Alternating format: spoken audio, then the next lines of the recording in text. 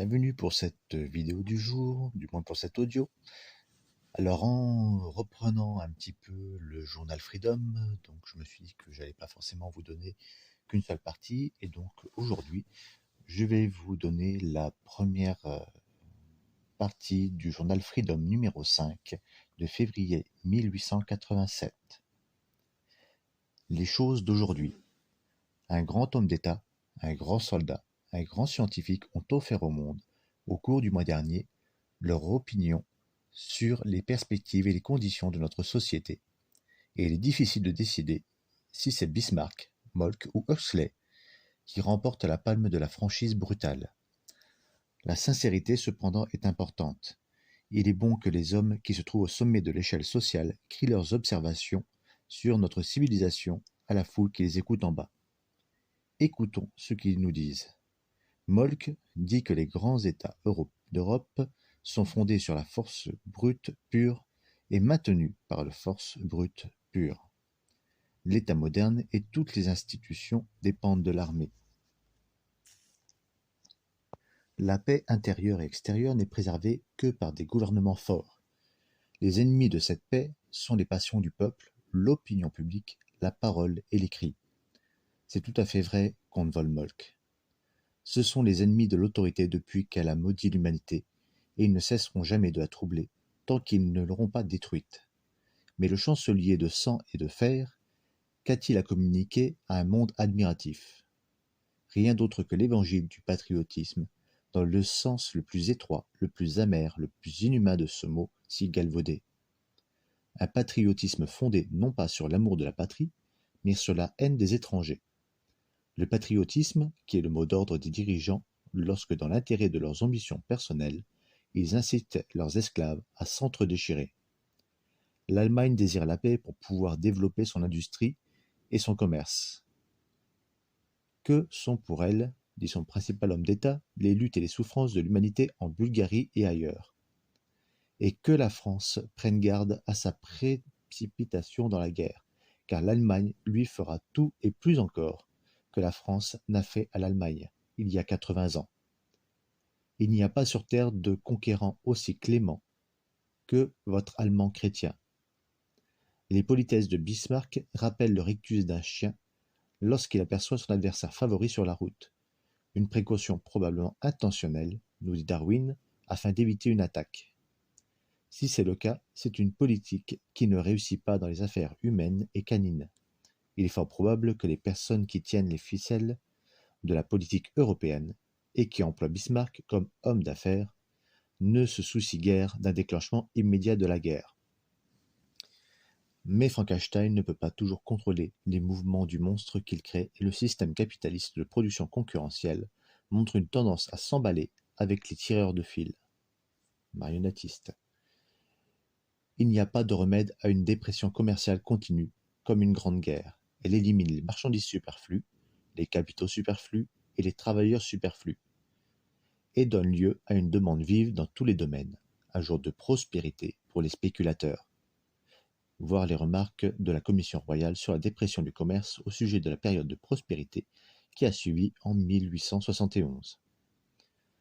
Ainsi, dans l'ensemble, les capitalistes d'Europe n'ont pas d'objection particulière à une guerre franco-allemande, d'autant plus que les super ouvriers susmentionnés commencent à être gênants et peuvent devenir dangereux si certains d'entre eux ne sont pas tués sur le champ. Les masses vont-elles se laisser berner pour une fois de plus par tout ce patriotisme de haut vol et se laisser conduire à l'abattoir? Probablement. Et pourtant, il est plus que probable que la prochaine grande guerre verra des actions de la part des travailleurs, mais peu en accord avec les souhaits de leurs maîtres.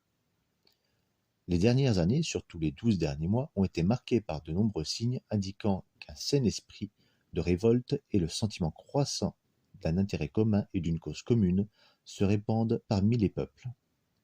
Il se peut que Bismarck ait prononcé le dernier discours de la dernière confession du patriotisme va-t-en-guerre. Passons des menaces de guerre aux bénédictions de la paix telles que décrites par le professeur Huxley. Dans son discours sur la fondation d'un institut impérial, il nous dit que nous tenons beaucoup de nos philosophes évolutionnistes sur le caractère pacifique de l'industrialisation par opposition au militarisme Mais après tout, l'industrialisation moderne est aussi une guerre. Il ne brise pas de tête et ne verse pas de sang, il affame ses victimes. Son arme est la concurrence, et dans cette guerre, la nation se dresse contre la nation, l'industrie contre l'industrie, l'homme contre l'homme. Les Anglais sont vaincus dans cette lutte parce que nous n'avons pas encore appris à utiliser nos connaissances scientifiques jusqu'au bout pour nuire à nos voisins. Mais unir la science à l'industrialisation, dans ce but, serait un mémorial digne et approprié du règne de Sa Majesté. Le plus sanglant révolutionnaire, entre guillemets, a-t-il dressé un réquisitoire plus sévère que celui-ci contre la société moderne? La guerre féroce, dont les horreurs sont intensifiées par le perfectionnement de l'invention meurtrière, ou la paix tout aussi féroce, qui est aussi une guerre, est d'un genre nouveau, plus vil qu'il est sournois, ne portant pas ouvertement l'épée. Telles sont les alternatives fondées, chacune sur la force brute, pure, avec lesquelles les grands prêtres de notre civilisation saluent la nouvelle année. C'est le passage auquel nous a conduit notre soumission aveugle à l'autorité et à l'exploitation de certains de nos semblables. N'est-il pas temps de répondre à la force par la force et de secouer ces chaînes de misère et de dégradation afin d'essayer les chances qu'apporte une liberté égale?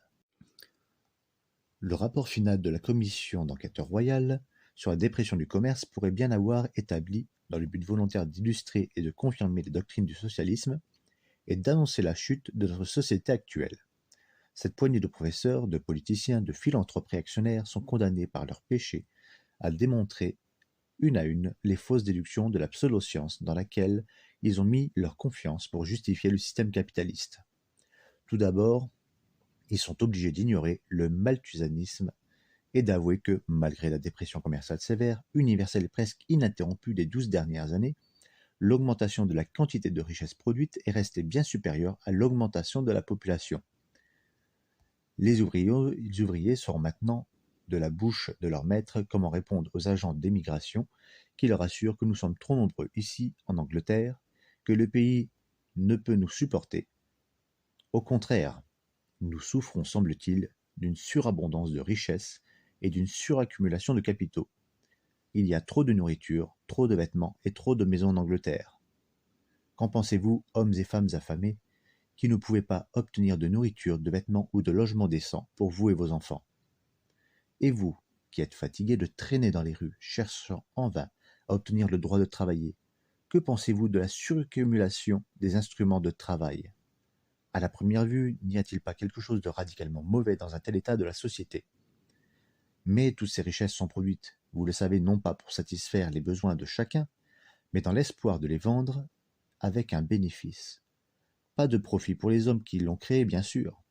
Eux, pauvres diables, ont eu leur part dans leur salaire plus ou moins misérable. Mais un profit pour l'homme dont le souci est de parvenir, d'une manière ou d'une autre, à ce que le reste du monde le reconnaisse comme le propriétaire du capital utilisé dans la production. S'il ne peut pas obtenir le profit qu'il désire, il ne laissera personne avoir ce qu'il appelle ses biens, et il ne laissera pas non plus les travailleurs utiliser son capital. Ils peuvent aller au foyer. Les questions dans le terme de foyer, en fait, de lieu d'accueil pour les personnes sans abri. Où ils veulent. Ce n'est pas son affaire. Les oreilles de la commission ont été assourdies par les gémissements de capitalistes malheureux, se plaignant des mauvais temps.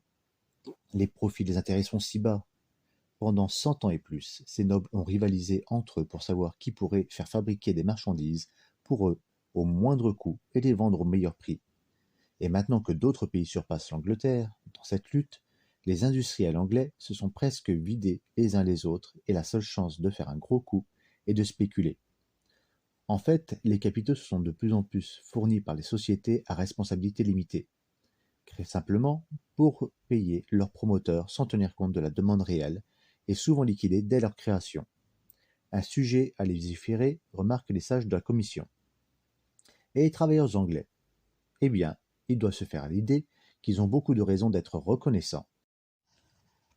Ils travaillent moins longtemps que les étrangers, leurs salaires moyens sont plus élevés. En fait, toutes leurs conditions au cours des 20 dernières années s'est immensément améliorée, entre guillemets. La richesse perdue pour le capital a été gagnée par eux. Mais cette amélioration, cette égalisation de la distribution de la richesse ne peut aller au-delà d'un certain point, et ce point est déjà très près, sinon tout à fait atteint. Le système des capitalistes a porté son visage parfait de bonheur aux travailleurs salariés, qu'ils soient donc satisfaits. Il ne fait aucun doute qu'il subit beaucoup d'inconvénients du fait qu'il est perpétuellement chassé d'un endroit à un autre, d'un emploi à un autre, pour en chercher un autre, en raison de l'introduction perpétuelle de nouvelles machines et de changements dans les méthodes de production. Mais alors, entre guillemets, la demande de main-d'œuvre doit nécessairement être toujours fluctuante et incertaine. Et il faut espérer que la commission du commerce l'aidera en recueillant quelques statistiques. Voilà donc ce que disent les docteurs et les prophètes de la classe moyenne sur les conditions sociales dans lesquelles notre misère augmente en proportion de notre richesse, où toute la population est agitée et où, des millions d'hommes, chaque parcelle de vie n'est qu'une peur, et la somme de celle-ci est misérable et vile. C'est le dernier mot du gouvernement que nous sommes entraînés à soumettre et à révérer, comme un demi-dieu, sur le système économique qu'il existe pour le maintenir. Un tel exposé sans phare, fait de honteux, n'est-il pas? En effet, l'écriture sur le mur, le poids de la balance et le manque, condamnant à une destruction rapide des arrangements sociaux si mal adaptés aux besoins des hommes.